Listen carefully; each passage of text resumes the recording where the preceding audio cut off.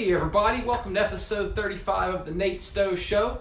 Had a brief absence last weekend when we went to the beach for Laura's birthday, but back today with a couple of topics. Number one, how long does it take to see results? And number two, just a quick lesson from golf that applies to fitness. So let's start with how long it takes to see results. Now, I've answered this one before because the answer is it just really depends. It depends upon where are you starting? Are you 70 years old? Or are you 18 years old? Or are you somewhere in the middle?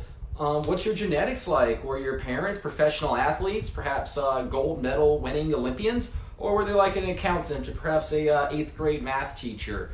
Depends on how much time you could commit to this. Do you have 2 hours a day, 8 days a week? Or do you only have the weekends or the mornings or 15 minutes here or there? It depends upon the stresses in your life. Is this the only thing you have to focus on? Or do you also have like a company merger you're dealing with, or just had a child born, or perhaps found out that a parent has cancer? I don't know. So there's so many things. But instead of giving you the it just depends, I thought we'd answer it a little differently today and tell you that what order do results come in? So results happen in the order of blood flow. So we're talking about the body physically changing. If something gets more blood, it has a quicker change to it than something that receives less blood. So the thing you will see results in almost immediately, you should see it in your very first workout, is your coordination. Intermuscular and intramuscular coordination, because your brain is just learning how to do it. Lifting weights is a skill, just like playing guitar, swinging a golf club, acting, you name it. So you should see yourself improve, which being able to perform the exercise better than you could 1 rep ago is just almost immediately. So that'll be your first result. That'll be your fastest result. Is just more coordinated and able to perform the exercises better. Now, after your coordination improves, the next result you're going to see is going to have to do with your cardio, your cardiovascular system. I don't know of anything in the body that gets more blood flow than the heart. So you should see your blood pressure, your cholesterol, your VO2 max, or some of my clients call it their wind. You should see all these things improve very quickly. 4 to 8 weeks is a typical timeline to see significant changes to this. Again, though, it depends upon where are you starting. Are you a 400-pound person or a 100-pound person? Do you have a history of diabetes or not? So this does matter, but again, trying to give you guys a little bit more of a direct answer. 4 to 8 weeks is a good time frame to start to see cardiovascular improvement. Now, after cardiovascular improvement, you will start to have what's known as protein synthesis. That means your muscles can grow bigger, they can grow denser. You can begin to do this. That's somewhere around 8 to 12 weeks. So second, third month, at this point, you've been more coordinated, you've been lifting weights consistently. Again, this matters. Are you 90 years old or are you 16? Okay, got a phone call. I need to fix that in the future. Get right back to them. But anyway, that's a good time frame, okay? Now, after your muscles have started to develop, you're in that 8 to 12 week period, you're starting to have protein synthesis. Next, you can start to see your bones increase in density. So somewhere between 3 and 6 months.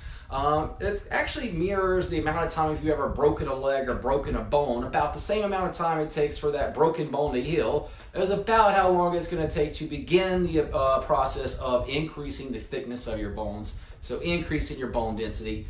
And then finally, around 9 months out is where your tendons, your ligaments can start to thicken and start to get stronger. So there you go. First things first, you're going to get more coordinated.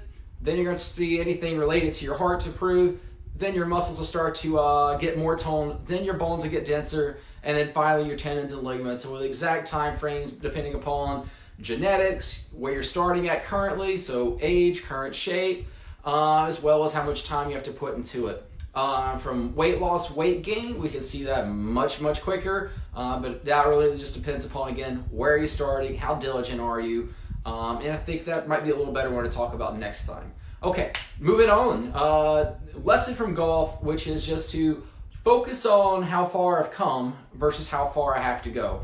I think too often, and this is great with that last question, like how long does it take to see results, is we're so focused on how far away that goal is. So for golf, it's, I'd like to be a bogey golfer and score 90 strokes or less per round, and I was at 101 last time I played. So 11, almost a stroke a hole. How far away is that? But instead of thinking about like, man, how far I have to go and what all I need to work on to get better, I think about, just 2 short months ago, I was swinging and not even hitting the ball. When I did hit the ball, I did like, it went the wrong way. It almost defied gravity, and I swear someone went backwards. Like, it was really bad. So if I just look at like how much more consistently I can do things, how much better I am versus day one when I first started. I didn't even know how to hold a club. I didn't know where the ball should go in my stance. I didn't even know some of the rules. Now, much further along. And same thing with like fitness goals. If we focus on how far we have to go, like I still got 20 pounds to lose, or I've still got this much more muscle or body fat to drop or muscle to gain. If we focus on how far we're trying to go and how far away we are,